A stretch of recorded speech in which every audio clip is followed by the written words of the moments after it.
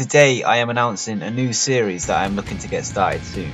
The new series will be called The Inbox, and basically I'll just be answering letters and questions from viewers, so feel free to write in whatever you like. Welcome back to Curbstomp City and another episode of ECW Lives on TEW 2016. And today we're running the last Revolt before ECW Rising, and the next 3 shows that we hold are going to be held in Osaka, Japan.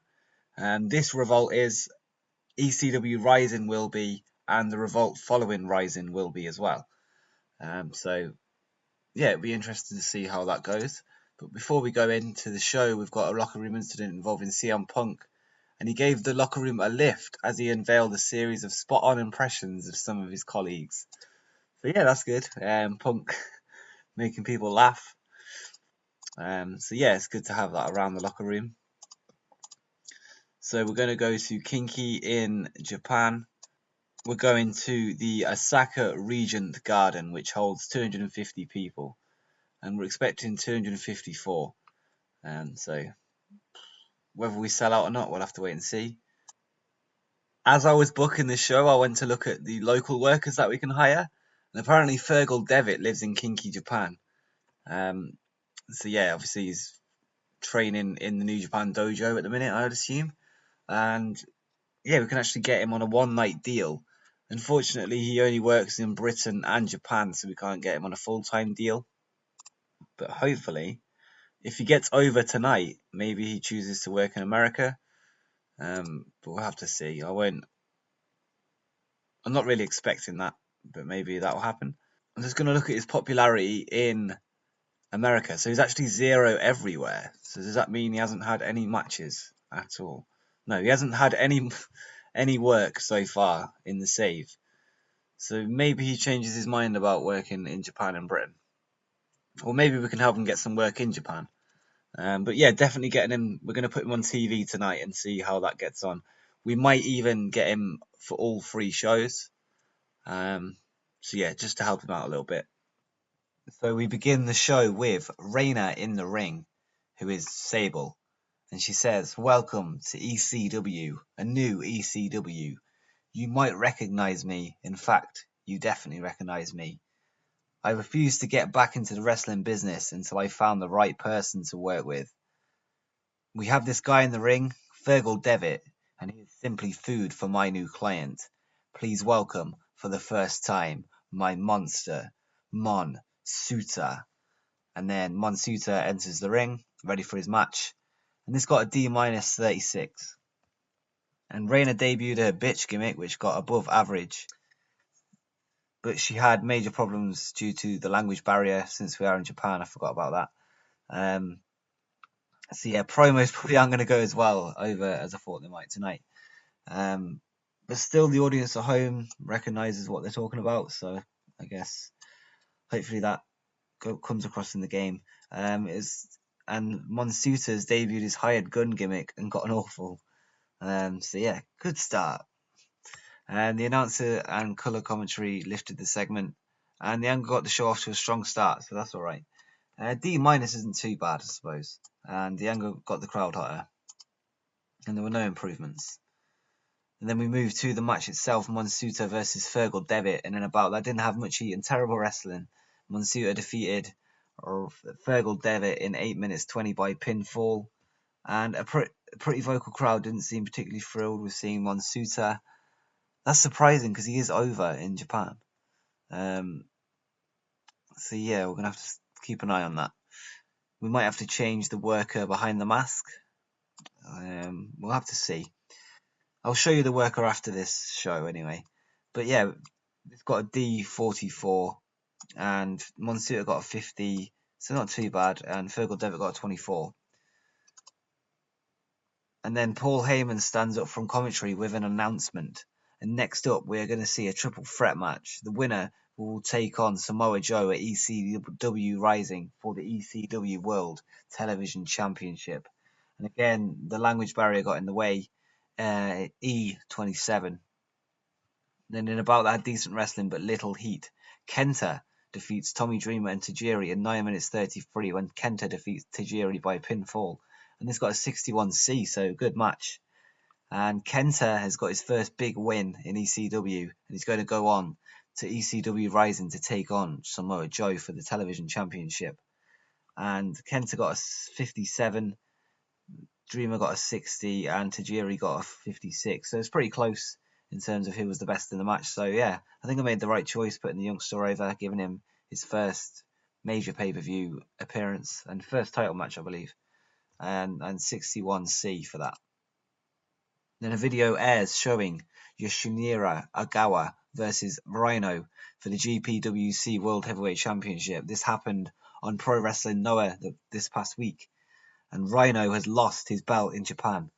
So I had no say in this, but Noah took the belt off Rhino, and this got a 51D plus. So this is something we're going to have to work into the story. And so yeah, then Rhino enters the arena, and Rhino says, "We have just saw a new #1 contender for the television title, yet that champion can't be here tonight, but for now, I have something else to address. I'm sure all of you smarks already knew before you saw that video package, a video package that is an unfair representation of the match, might I add. All you fans sit around all day looking at all the spoilers, all the results. I'm sure you all knew. I'm sure you all laughed. And I am no longer the GPWC World Heavyweight Champion, and I demand that tonight I get my rematch." And then Heyman stands up from commentary and he says, "Rhino, I am in no position to book that match on the fly. I have, however, spoken to the rest of the members of the GPWC, and they agree that you deserve a rematch, which is why next week on ECW Revolt, following ECW Rising, you will get your rematch against Yoshinari Ogawa." So Rhino will get his rematch not on the pay-per-view, but the Revolt following. And yeah, I didn't really just want to add a random match to the main event of the pay-per-view. I've been building it as the Osaka Heavyweight Championship is going to headline the show, and I don't think the GPWC should be on the undercard. So yeah, I'm going to put it as the main event on the Revolt following Rising. And that's still going to be held in Japan, so it should go over pretty well with having Ogawa there. And Rhino had major difficulties due to language barrier, which we've come to expect in this show.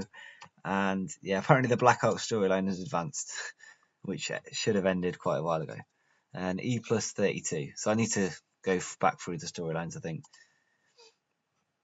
Then in a bout that had superb wrestling and good heat, Jushin Liger and Kaz Hayashi defeated Minoru Tanaka and Juventud Guerrera in 15 minutes 22, when Jushin Liger defeated Juventud Guerrera by pinfall with a Liger bomb. And Kaz Hayashi had an in-ring performance of 74. Liger got an 87 in Japan. Juventud Guerrera got a 71, and Minoru Tanaka got an 83, which is excellent. I've got a feeling this pay-per-view is going to be good. But yeah, the basic thinking of this match is Jushin Liger and Kaz Hayashi are going one-on-one in the main event. Thought, why not put them as a team tonight against the junior heavyweight champion and someone to take the pinfall, Juventud Guerrera. And in the road agent notes, we kept Minoru Tanaka strong. And yeah, Juventud was just there to take the fall. And Jushin Liger, the challenger, has got the pinfall rather than the champion. And 79B, so I think that is our best match. I might be wrong. And then after the match, Kaz Hayashi offers to shake the hand of Jushin Liger in a show of respect. But Liger just walks off. So yeah, he's not going to get too friendly at the minute until business is over on Sunday. So yeah, C plus 69 to end the show. And we got 68C plus, and the show increased our popularity in 21 regions. And we have various emails. Steve Austin has broken his wrist for WWF. And this was when Rhino signed for Noah on the one-night deal where he lost the belt to Yoshinari Ogawa. The deal for Bravo is running out, so we're going to have to sort that out. DDP has fractured his wrist for WWF. And Revolt got a 0.98, which I think is our best TV rating ever. Fergal Devitt has signed with ECW on a one-night deal, which I told you before. China, Scott Hall and Mick Foley's contracts are ending. So we're going to try and get China. Let me just see if there is an offer in for her. She's been offered 12,800 per month for 2 years. Let me just check our finances quickly. What profit did we make last month? So we made a substantial amount of money last month, so over 100,000. So I think I'm just going to do it. I'm just going to check Scott Hall first. Scott Hall is at New Japan at the minute, and it would break one of the owner goals, so we're not going to do that.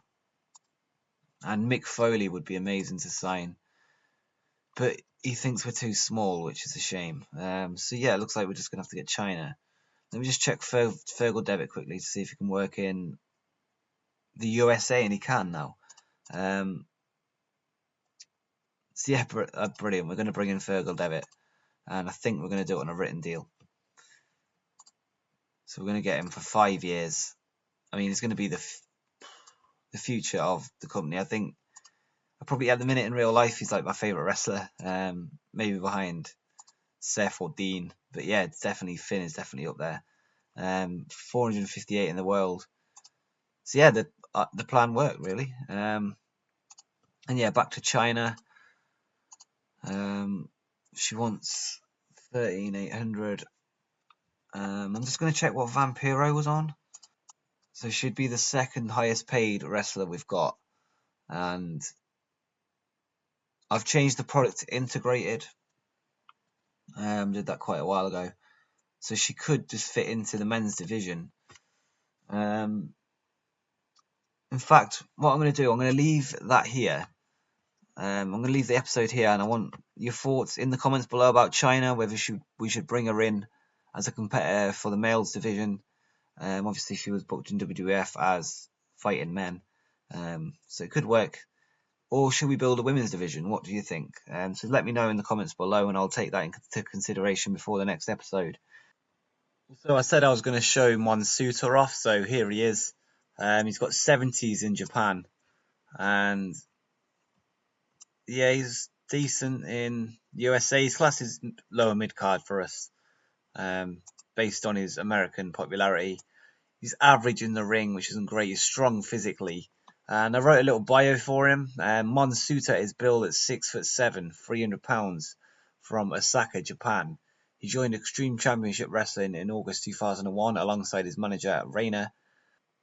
So yeah, that's him. But he's not really gone down well with that Japanese crowd for some reason. We're gonna have to see how he does at the pay-per-view.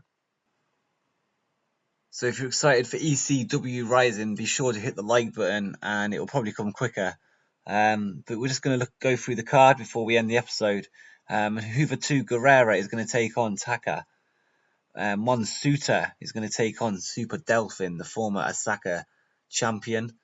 ECW World Tag Team Championships are going to be on the line, where Steen Incredible get their rematch against Jesse and Jeff. The ECW World Television Championship will be on the line when Kenta takes on the champion Samoa Joe. An ECW World Junior Heavyweight Championship is going to be on the line when Minoru Tanaka defends against New Japan Pro Wrestling's Kendo Kashin, who I've got on loan. And ECW Osaka Heavyweight Championship is going to be in the main event when Kaz Hayashi defends against Jushin Thunder Liger. So if you're excited for that, hit the like button and subscribe for more TEW 2016 and general wrestling content. Until next time, peace.